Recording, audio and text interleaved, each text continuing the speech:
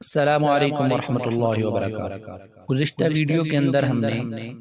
دعائے قنوت کو پڑھا اور اس سے پہلے جو سلسلہ ہمارا شروع تھا وہ نماز کے الفاظ کے بارے میں، اور نماز کے الفاظ تقریباً دعائے قنوت پر اختتام پذیر ہوئے۔ اب نماز کے بعد کیونکہ جب نماز پڑھی جاتی ہے تو نماز اللہ رب العزت سے رابطے کا ذریعہ ہے، تو اب اس کے بعد روایات میں آتا ہے کہ فرض نماز کے بعد دعا قبول ہوتی ہے۔ تو اب دعا مانگنے کا طریقہ بھی یہ ہے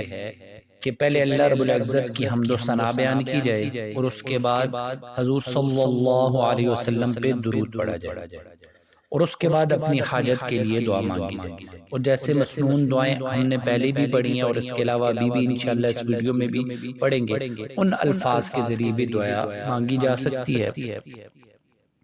تو اب میں نے کہا کہ نماز دو طرح کی ہے، یعنی فرائض کے بعد ایسی نماز ہے جس میں سنن اور سنتیں اور نفل ہوتے ہیں،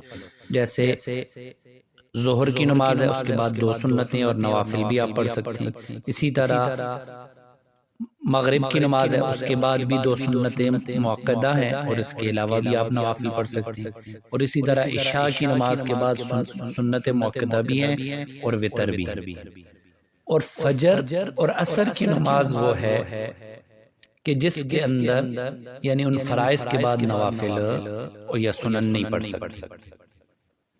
تو پہلے تو ہم وہ دعائیں پڑھیں گے کہ جن کے بعد اگر کوئی سنت یا نفل ہو تو فرضوں کے بعد مختصر دعا مانگنی چاہیے۔ تو آج کی کلاس کو شروع کرتے ہیں، اور شروع کرنے سے پہلے آپ سے ریکویسٹ ہے کہ جو ہمارے اس چینل پہ نہیں ہے اس کو سبسکرائب کر کے بیل آئیکن کو پریس کر دیں، اور ابتدا کرتے ہیں اللہ رب العزت کے بابرکت نام سے۔ بسم اللہ الرحمن الرحیم، بسم اللہ الذی لا الہ إلا هو الرحمن الرحيم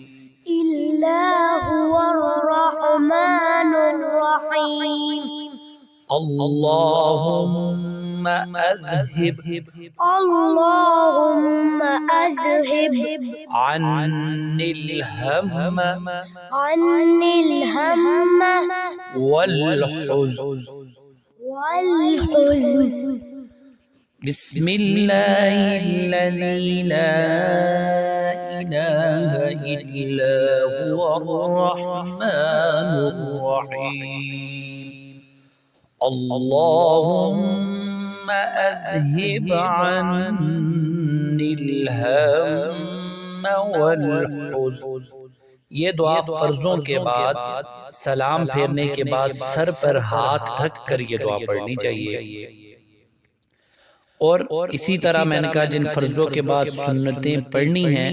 تو مختصر طور پر دوسری جو دعا ہے جو پڑھنی چاہیے، اللہم انت السلام ومنک السلام تباركت يا ذا الجلال والإكرام اللهم أنت السلام ومنك السلام تباركت يا ذا الجلال والإكرام۔